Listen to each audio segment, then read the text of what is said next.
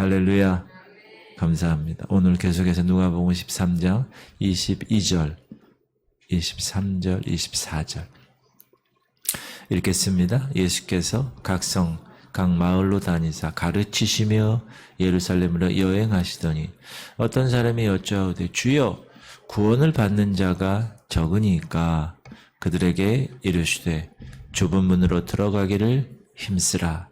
내가 너에게 이르노니 들어가기를 구하여도 못하는 자가 많으니라.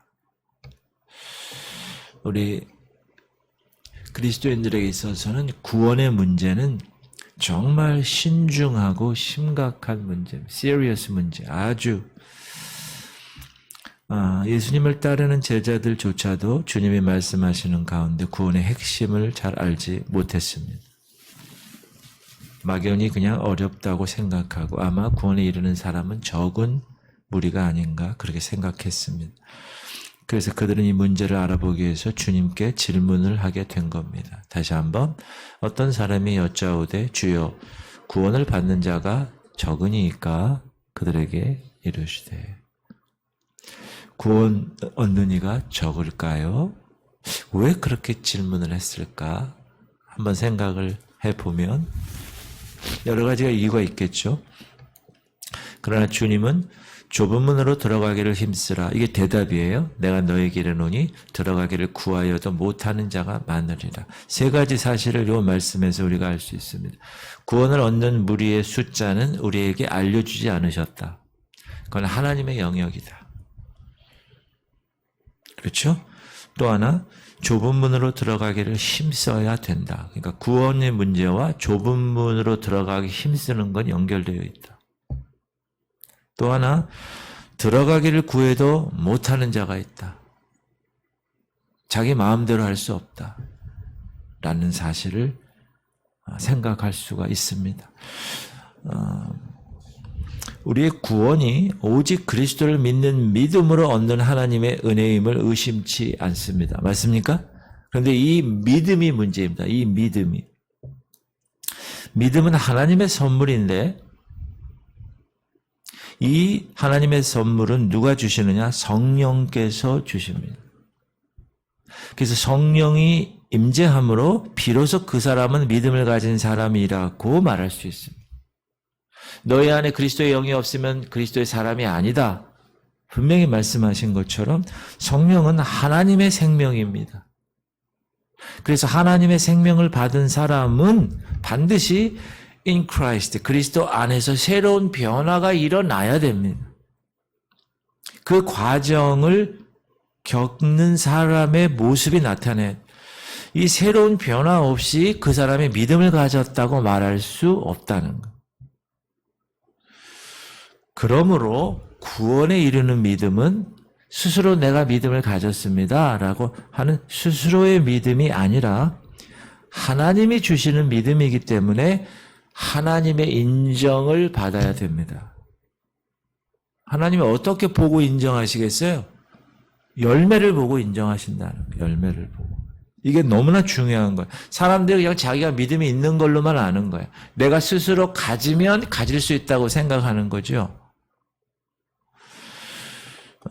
이 행함이 없는 믿음은 죽음이라고 얘기했는데 야고보서에 여기서의 행함을 사람들이 잘못 생각하고 있는 거예요. 내가 뭔 구제를 하고 내가 뭘 하고 뭐 100일 기도를 드리고 뭐 어떤 행위를 해서 믿음을 얻는 것이다. 이러한 차원이 아니라 여기서 행함은 열매를 얘기하는 거예요. 내가 평생을 통해서 변화되고 가는 모습의 행함.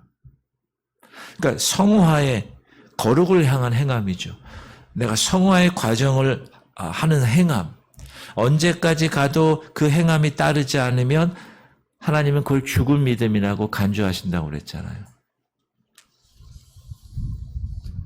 거룩의 행함, 성화의 행함이 없는 믿음은 주님이 죽은 믿음이라고 말씀하시고 주님께 대한 사랑이 없다고 이야기하는 믿음입니다. 너희가 나를 사랑하면 내 말을 지키리니 우리가 말씀을 지키지 않고 그 말씀의 지킴의 열매가 없이 내가 믿음으로 행한다라는 것은 말이 되지 않는다. 주님을 사랑한다고 말하는 것 말이 되지 않는다. 연애할 때 지금도 여러분 사랑하는 사람과 함께 사랑하는 사람이 원하는 것을 하는 거죠. 그것을 그 사람이 사랑한다는 증거가 될 수 있는 거죠. 제가 계속 얘기하지만 짜장면 먹고 싶어도 사랑하는 사람이 짬뽕 먹고 싶어 그러면 같이 짬뽕을 먹어줄 수 있는 그 행함, 그것이 사랑을, 그 사람을 사랑한다는 증거가 되는 거잖아요. 주님께 대한 사랑이 없는데 주님의 말씀을 지킨다고 말할 수가 없죠. 열매가 없는 믿음, 중요합니다. 열매가 없는 믿음, 이건 생명이 없는 증거예요. 왜요? 주님은 참 포도나무고 나는 거기에 접붙인 가지인데 접붙였다면 열매가 열리게 돼 있는 거예요. 자동으로.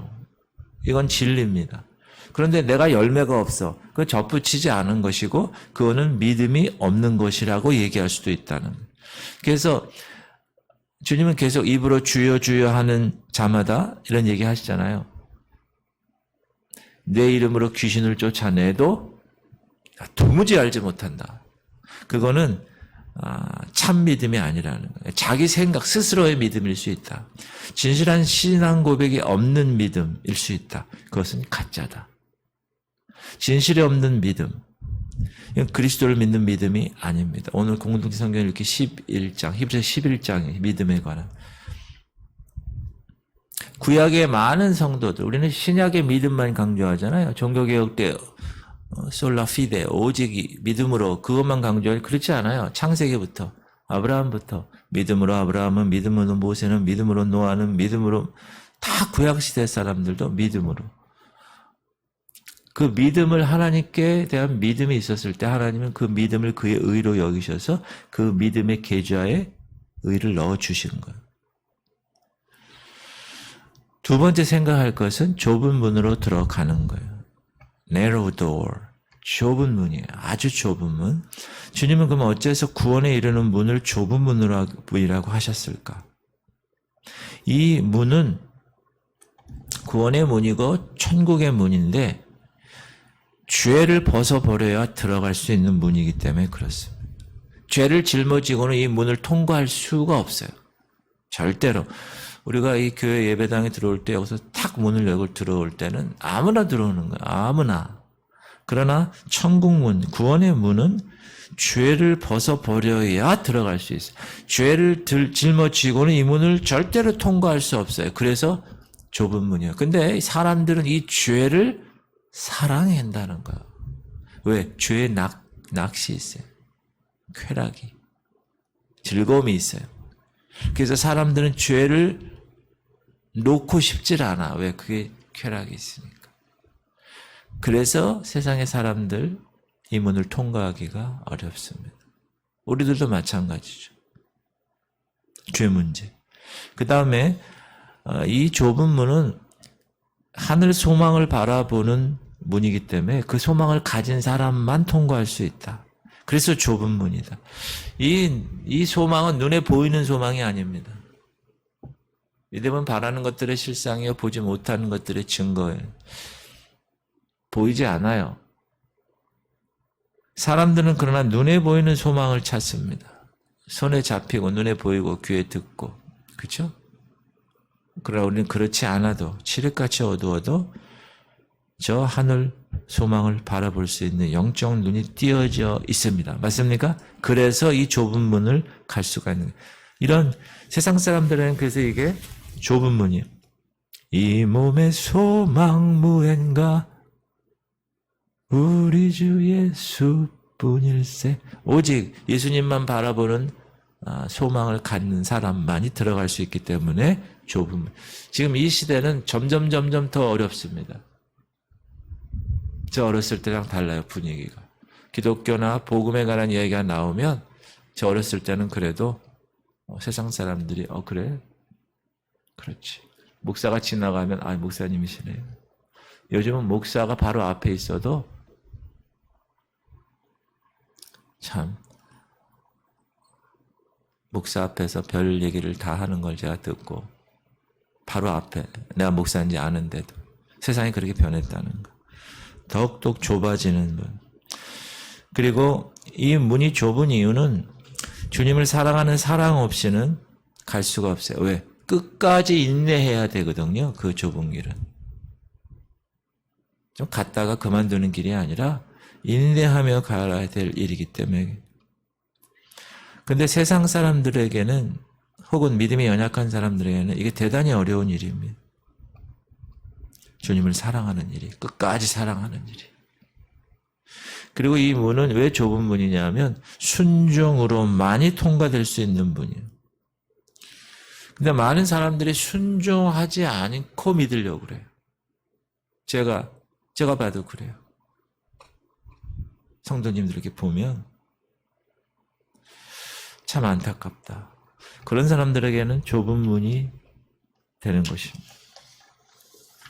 그리고 세 번째 생각할 것은 들어가기를 구해도 못 들어갈 수 있다.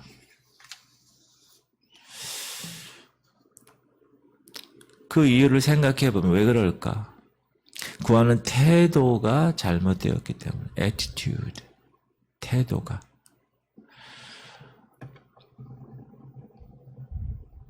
24절 다시 읽어볼게요. 좁은 문으로 들어가기를 힘쓰라. 내가 너희에게 이르노니 들어가기를 구하여도 못하는 자가 많으니라. 많다는 거예요. 구하여도. 그 태도 중에서 재물과 함께 구하기 때문에 들어가지 못합니다. 복음서에서 부자 청년 아시죠? 재물이냐? 쉽게 얘기하면 돈이냐? 하나님이냐? 둘 중에 우리는 한 가지밖에 소유할 수 없다. 주인은 하나라고 그랬어요. 두 주인을 섬길 수 없다고 그랬어요. 그러니까 재물 때문에 세상 사람들의 재물과는 뭐라고요? 붙잡는 거예요. 절대 놔주지 않습니다. 그러나 우리의 재물과는 뭐라고요? 피는 거. 그럼 하나님이 가져가실 때도 있어요. 더 큰 거 주실 때도 있고.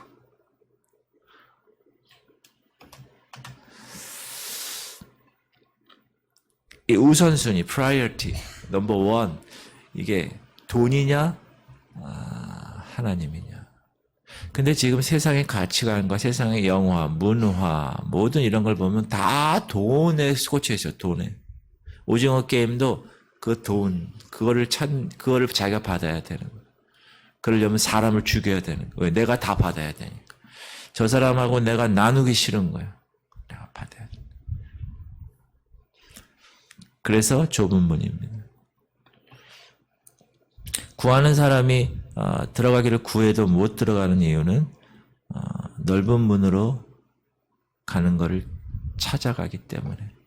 육신의 생각으로는 하나님을 섬길 수 없습니다. 육신을 따르는 생각을 하면서 동시에 하나님 나라에 들어가기를 바라는 사람은 들어갈 수 없다. 태도 중에 하나는 잘못된 진리에 미혹된 사람들. 주님은 분명히 내가 길이요 진리요 생명이라 그러셨어요. 그리고 나로 말미암지 않고는 아버지께로 갈 수가 없다고 분명히 말씀하셨어요. 그러므로 모든 이단자들, 모든 미혹받는 자들, 모든 다른 종교, 기독교는 종교가 아니라고 그랬죠, 제가. 생명이라고 그랬어요. 폐렴 환자에게 있어서는 제가 계속 말씀드리죠. 야, 좋은 물 마셔. 야, 좋은 생각해. 지금 내일 모레면 죽을 사람이에요. 공기청정기 가져다 주고, 좋은 책 가져다 주고. 그게 종교입니다. 그렇게 오랫동안 있으면 죽습니다, 그 사람. 기독교는 뭐라고요? 페니실린을 집어넣는 거예요. 항생제, 기독교는. 생명이기 때문에. 그 진료를 소유하지 못하면 그들이 아무리 원해도 never 들어갈 수 없습니다. 근데 의외로 교회에 이런 사람이 많다. 주님은 오늘 본문에서 좁은 문으로 들어가기를 힘쓰라. 그 힘쓰라는 말은 그냥 들어간다는, 자동으로 들어간다는 얘기 아니에요. 구원의 티켓, 비행기 티켓 내가 끊어놨으니 이제 자동으로 들어갈 수 있겠지? 아니요. 힘쓰라. 믿음에 굳게 서 있으라는, 믿음에 굳게. 스스로의 믿음이 아니라, 그렇죠? 내가 그 성화의 과정을 끝까지 행하는 것으로 하나님의 구원을 완성하는 그 영화의 순간까지, 주님 다시 오시는 그날 내가 휴거하는 부활체로 변하는 그날까지 굳게 서 있어야 돼요. 그리고 진리를 굳게 붙잡아야 돼요. 다른 거 붙잡으면 안 돼요. 그리고 순종의 열매를 맺어야 돼요. 이 순종이 너무, 제가 목회를 해보니까 성도님들 중에서 가장 귀한 성도님들이 누구냐? 순종하는 성도님들이더라고. 보니까. 저는 예전에 순종을 많이 안 했는데 지금 생각해 보니까 그게 가장 귀한 거구나. 사랑하는 성도님들, 나는 지금 과연 이 좁은 문으로 들어가기를 힘쓰는 자인가? 내가 지금 걸어가고 있는 이 천국 가는 길이 어떤 길인가? 꼭 기억하시고 그 좁은 길 끝까지 묵묵하게 한 걸음 한 걸음 걸어 나가시기를. 그래서 그 길 끝에서 기다리시는, 두 팔 벌리고 나를 향하여서 웃으면서 기다리시는 그분 품에 안길 때까지 그 믿음의 여정을 걸어 나가시기를 주님의 이름으로 축복합니다.